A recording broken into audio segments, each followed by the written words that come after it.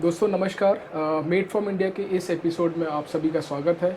मैं विमलेन मिश्रा आज आपको एक अहमदाबाद की ख़ास शख्सियत से मिलाने जा रहा हूँ, जो कि एक सक्सेसफुल बिजनेस रन करते हैं और साथ साथ उन्होंने लगभग 100 या 150 से भी ज़्यादा लोगों को डायरेक्ट रोज़गार यानी कि डायरेक्ट एम्प्लॉयमेंट, और उससे भी कहीं ज़्यादा लोगों को इनडायरेक्टली, लगभग 1000 से भी ज़्यादा लोगों को इनडायरेक्टली रोज़गार दे रखा है। चलिए शुरू करते हैं फिर। सर नमस्कार। नमस्कार। जो ये आपका ब्रांड है belt and bearing house BBH, ये कब स्टार्ट हुआ और इसके पीछे की क्या स्टोरी है? ये मेरा बिजनेस 1997 से बेरिंग फील्ड में ऑफिशियली स्टार्ट हुआ। वैसे तो हम 8 साल उस सब्जेक्ट में जॉब भी किया, लेकिन उसके पहले जो मैंने गरीबी देखी थी कि एक छोटा सा व्यवसाय मंदिर के बाहर फुटपाथ पे बैठ के भी मैंने स्टार्ट किया था।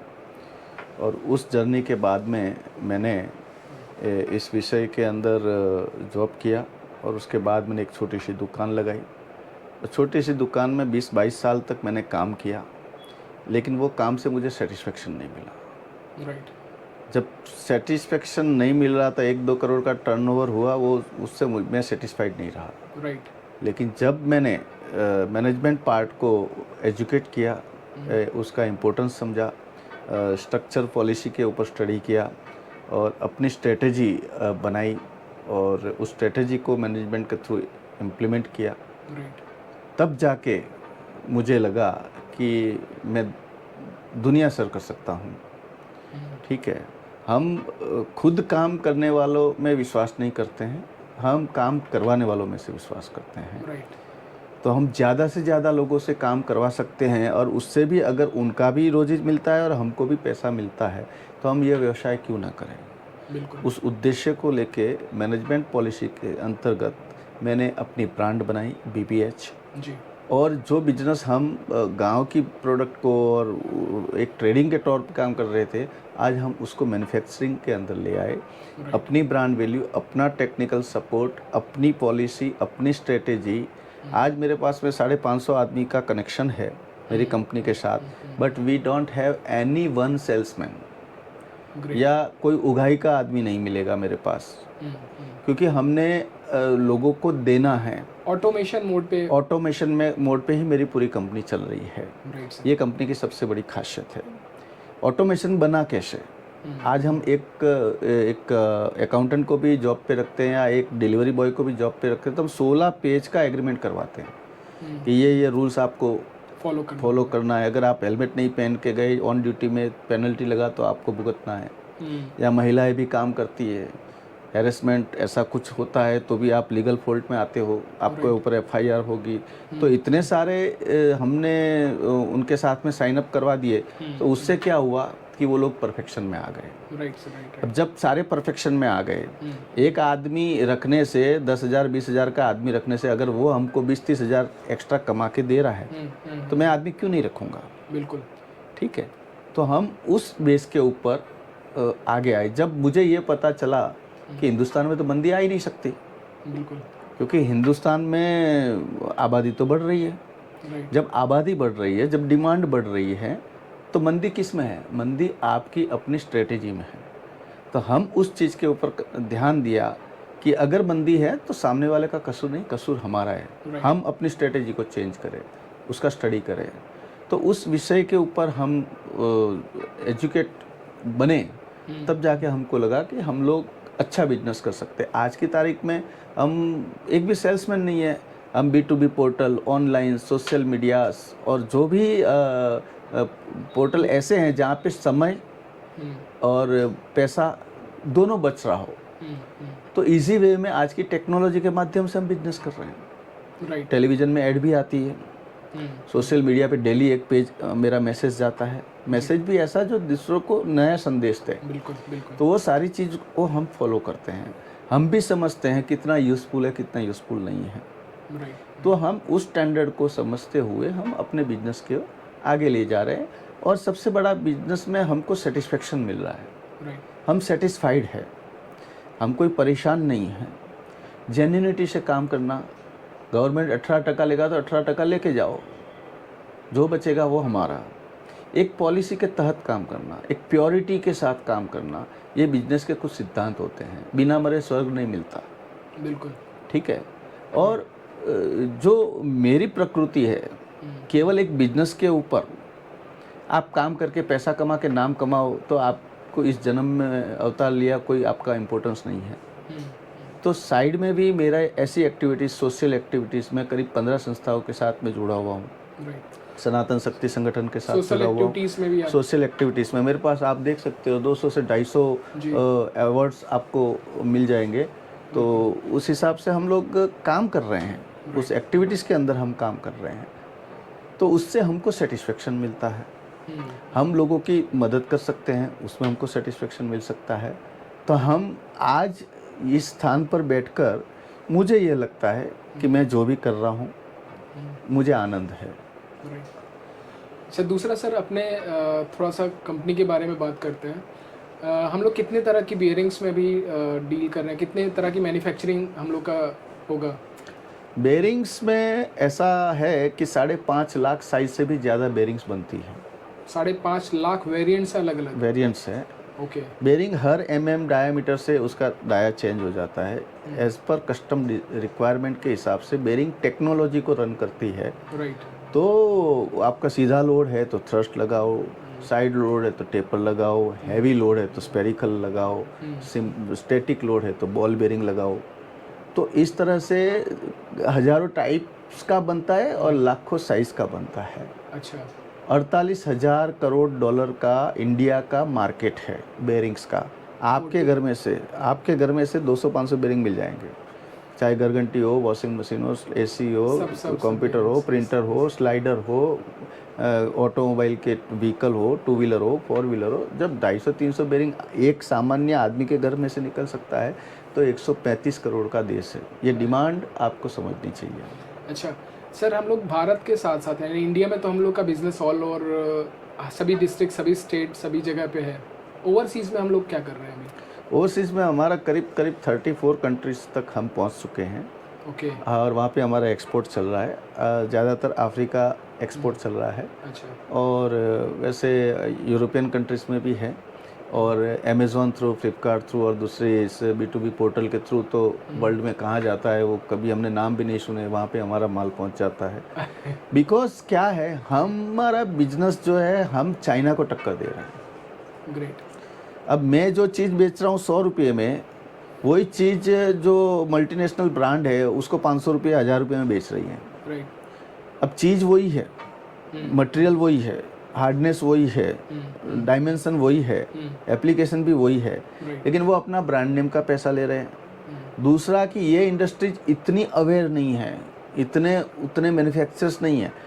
इंडिया के अंदर जो भी बेरिंग कंजप्शन हो रहे हैं वो इंडिया का अगर ज़्यादा से ज़्यादा मान लो तो 8% प्रोडक्शन ही इंडिया में होता है। 92% प्रोडक्शन बेरिंग का आज भी हम दुनिया के अन्य देशों के ऊपर निर्भर हैं। Oh my God. और उसमें 83% तो केवल चाइना से इंपोर्ट हो रहा है, 83%। तो ये फील्ड को काफ़ी चांस है। गवर्नमेंट ये बारे में सोचती नहीं है, क्योंकि ये चीज़ का बहुत बड़ा, जितना ऑटोमेशन होता है, जितना नया डिज़ाइन, नया फैशन आता है, उसमें सब चीज़ में नया बेरिंग्स का, बिना बेरिंग्स मतलब बिना बेरिंग्स आप मूवमेंट नहीं ले सकते। जैसे शरीर में अगर ब्लड की बात करें, bearing is the heart of the machine. Heart. हाँ, बिना बेरिंग कोई मशीन मूव नहीं कर सकता। राइट। तो अगर हार्ट बिगड़ गया है आदमी का तो आदमी काम का नहीं है, इसलिए अगर बेरिंग बिगड़ गया है वो मशीन का तो वो मशीन काम की नहीं है। आँख के बिना रह सकता है, हाथ के बिना भी रह सकता है, लेकिन हार्ट के बिना तो बिल्कुल नहीं रह पाएगा। और दूसरा, एक बेरिंग की ज्योमेट्री का एक रूल्स है, bearings never can fail, never can die. Bearing कभी अपने आप मर नहीं सकती। क्यों? कि बेरिंग का पहला रूल्स है कि बेरिंग्स के जो बॉल्स या रोलर्स होते हैं वो ऑयल और ग्रीस की लेयर पे चलते हैं। Right, right. और ऑयल और ग्रीस की लेयर पे चलना मतलब आपका बेरिंग का फिटमेंट 100% परफेक्ट है। जब आपका बेरिंग 100% परफेक्ट है, उसकी लोड कैरिंग कैपेसिटी के हिसाब से परफेक्ट है, उसकी हीट टेम्परामेंट के हिसाब से परफेक्ट है, और उसके आरपीएम के हिसाब से परफेक्ट है, और उसका ग्रीसिंग शेड्यूलिंग अगर परफेक्ट है तो बेरिंग 100 साल तक भी चल सकती है। अच्छा। तो बेरिंग्स जो फेल होता है due to only men error, maintenance, due to only men errors से ही बेरिंग फेल हो सकता है, बाकी बेरिंग फेल नहीं हो सकता, क्योंकि बेरिंग की ज्योमेट्री उस तरह से बनी हुई है। इंडिया में क्या है कि बेरिंग को दे, एक हथौड़ी इधर मारा, एक हथौड़ी उधर मारा। जब फॉरेन में बेरिंग की वैल्यू समझते हैं तो बेरिंग को हीट करते हैं, गर्म करते हैं। जब गर्म करते हैं तो लोहा एक्सपांड होता है, फिर वो शाफ्ट के अंदर डालते हैं, आधा घंटा ठंडा होने देते हैं, तो वो अपने आप को एक्चुअल स्थिति में आ जाता है, और फिर वो बेरिंग परफेक्ट फिट होता है। तो कुछ प्रोसेस हैं, ये टेक्नोलॉजिकल सब्जेक्ट है कि उस टेक्नोलॉजी के साथ रन करता है। जितना बेरिंग का एजुकेट आपको ज़्यादा होगा, उतनी मशीन की लाइफ आपकी ज़्यादा बनेगी। और इस चीज़ को कंसीडर करते हुए मैं एक सामान्य लारी है, वहाँ एक आप एसकेएफ एफएजी गुड ब्रांड या कोई मल्टीनेशनल ब्रांड का बेरिंग लेते हैं, आप 500 रुपये का बेरिंग वहाँ डालते हो, और वही चीज़ मैं आपको 50 रुपये वाला देता हूँ, वो डालो, दोनों का रिजल्ट सेम है। तो why should go for over price? Right. आप जाइए ना, जो काम जिस लेवल का है, जहाँ आरपीएम 50 आरपीएम नहीं है, 25 आरपीएम नहीं, वहाँ महंगा बेरिंग क्यों खरीदते हो आप? क्यों अपना मेंटेनेंस कॉस्ट या कंपनी का कॉस्ट या प्रोडक्शन कॉस्ट हायर करते हो? हो जाता है, यस। तो बेरिंग का सिलेक्शन हमेशा टेक्निकल पैरामीटर से हिसाब से बेरिंग का सिलेक्शन होना चाहिए। राइट। ये मेरी बिजनेस की विशेषता है, वो हम लोग सर्विस प्रोवाइड करते हैं, वो हम देते हैं। Right sir. सर अभी आपके कितने डीलर डिस्ट्रीब्यूटर होंगे ऑल इंडिया में? All over India we have 175 distributors, more than 35 exporters, और हम लोग साल में कम से कम 8 से 10 एग्जीबिशन करते हैं ऑल ओवर इंडिया। और हमारा सोशल मीडिया और बहुत सारी टेलीविज़न पे, TV9 भारतवर्ष, जी टीवी पे, गुजरात न्यूज़ के, और VTV मंत्री, ऐसे बहुत सारी चैनल पे मेरा ऐड भी चलता है। और सबसे ज़्यादा है कि हम B2B पोर्टल्स, जो प्राइवेट पोर्टल है लाइक इंडिया मार्ट, ये दूसरे भी जो पोर्टल हैं, ट्रेड इंडिया, तो वो सारे पोर्टल पे हम लोग प्रमोशन करते हैं, एक्टिव हैं, और उसका इम्पोर्टेंस समझते हैं। आने वाली समय बिजनेस हमारे पास ज़्यादा आने का एक सबसे बड़ा रीज़न मैं बताता हूँ आपको, ये सीक्रेसी है, कोई बताता नहीं है, लेकिन हम बताते हैं।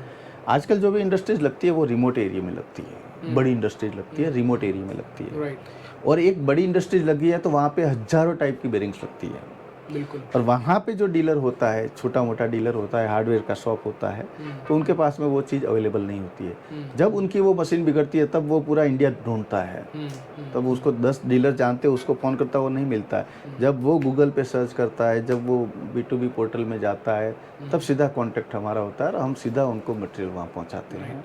तो ये आजकल इंडस्ट्रीज भी रिमोट एरिया में बन रही है, बड़े प्लांट रिमोट एरिया में बन रहे हैं, डेवलपमेंट चल रहा है इंडिया के अंदर, तो उसका बेनिफिट भी हमको मिलता है। सो अभी सर हम लोग नए डीलर्स अपने जोड़ रहे हैं अपने?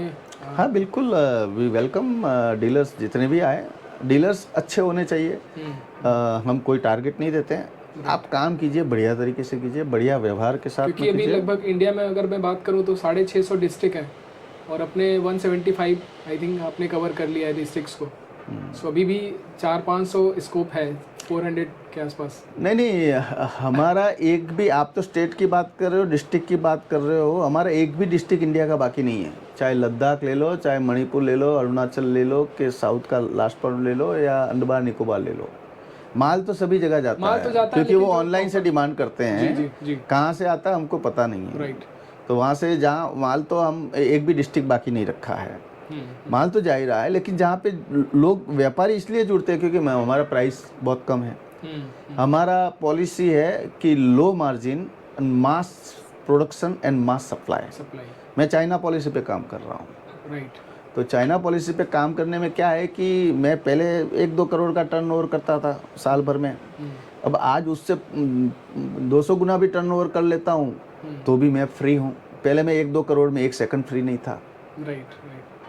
सो अपना पूरा प्रोडक्ट जो है वो मेड इन इंडिया है, 100% मेड इन इंडिया। मैं चाइना के खिलाफ हूँ। राइट। सो ये सबसे बड़ी चीज़ है, मेड इन इंडिया प्रोडक्ट हम लोग बना रहे हैं और उसको प्रमोट कर रहे हैं। और इनडायरेक्टली सर आप मतलब 175 जो आपके डीलर है वो भी आपसे जुड़े हुए हैं, तो उनको भी एक तरह से एम्प्लॉयमेंट है। और जो इस वीडियो को देखेंगे हो सकता है कुछ और लोग भी। डिस्ट्रीब्यूटर नहीं है वो, मेरा फैमिली है। अच्छा, वो फैमिली ही वो है। फैमिली है, वो मेरा पार्ट है, वो फैमिली पार्ट है। अभी इस फैमिली को और बड़ा करना है। हाँ, बड़ा करना है। मेरा 20,000 फैमिलीज़ का टारगेट है। क्या? मेरे जो एम्स में मेरे जो विज़न है, जी जी। मेरी प्रोफाइल में लिखा हुआ है, मैं 20,000 फैमिली को सेटिस्फाइड फैमिली बनाना चाहता हूँ। ये मेरा विज़न है। दूसरा सर, बिजनेस के अलावा मैं देख पा रहा हूँ आपके सर ये बहुत सारी ट्रॉफीज़ हैं, उस तरफ भी हैं, शायद हमारा कैमरा वहाँ तक नहीं दिखा पाएगा, लेकिन ये कुछ 15-20 तो इसमें लगी हैं, 15-20 उधर हैं। और ये सर क्या है, मतलब किस तरह से आपने ये अचीवमेंट किया है? जिस विषय में एक्सपर्टाइज हो जी और जहाँ हम जाकर अपने एक्सपर्टाइज की बात करते हैं और वहाँ बैठे में से मेरी एक्सपर्टाइज की अगर वैल्यू होता है और वो मेरा सम्मान करता है, तो ये दिखने वाला ऊपर का वही सम्मान है। क्योंकि बिजनेस करना केवल मेरा उद्देश्य नहीं है। मैं सोशल सर्विसेज के साथ जुड़ा हूँ। वेद और संस्कृति कल्चर के ऊपर मैं काफ़ी अभ्यास करता हूँ। मेरे घर में भी 2500 से ज़्यादा बुक्स हैं और मैं उस वेद और कल्चर सनातन धर्म को का भी प्रचार करता हूँ। तो मुझे उस विषय में भी कई बार डिबेट करने जाना पड़ता है। कई बार हमें इनवाइट करते हैं तो हम वहाँ पे 2-3 घंटे का लेक्चर देते हैं या सेमिनार करवाते हैं। राइट। और मीडिया में जाता हूँ, मीडिया में डिबेट होता है, मीडिया के इवेंट्स होते हैं या एग्जीबिशंस में, ज़्यादातर पीछे भी बहुत सारे हैं एग्जीबिशंस के भी अवार्ड्स मिलते हैं। तो स्कूल में पाने वाले अवार्ड्स जो होते हैं वो अलग चीज़ होती है, और कर्म करते हुए जो आप अवार्ड मिलना, तो वो ये दिखाता है कि हम एक विषय के ऊपर ही हम अपना जीवन नहीं निकाल रहे हैं। राइट। हमारी इस ड्यूटी में आता है, अगर हम 2 पैसा कमाते हैं तो 2 पैसा समाज के लिए सोशल रिस्पॉन्सिबिलिटी भी है, वो मेरा पार्ट है। तो उसके लिए भी हम कुछ न कुछ सहयोग हमारा भी होना चाहिए, ये मेरी मान्यता है। नहीं, बहुत अच्छा। तो दोस्तों, ये थे मुकेश सर, जिन्होंने अपने अनुभव एक्सपीरियंस शेयर किए। आई होप सो ये वीडियो आपको पसंद आएगा। और आप अगर आप बिज़नेस में इंटरेस्टेड हैं, बेयरिंग के बिज़नेस में, तो आप सर का मैं डिस्क्रिप्शन में लिंक दे दूंगा, जहाँ पे सर की टीम से आप संपर्क भी कर सकते हैं। और इस बिज़नेस से अगर आप जुड़ना चाहते हैं या ऑलरेडी आप इस बिज़नेस में हैं, तो भी आप संपर्क कर सकते हैं। ये वीडियो देखने के लिए बहुत बहुत शुक्रिया, धन्यवाद, नमस्कार। नमस्कार।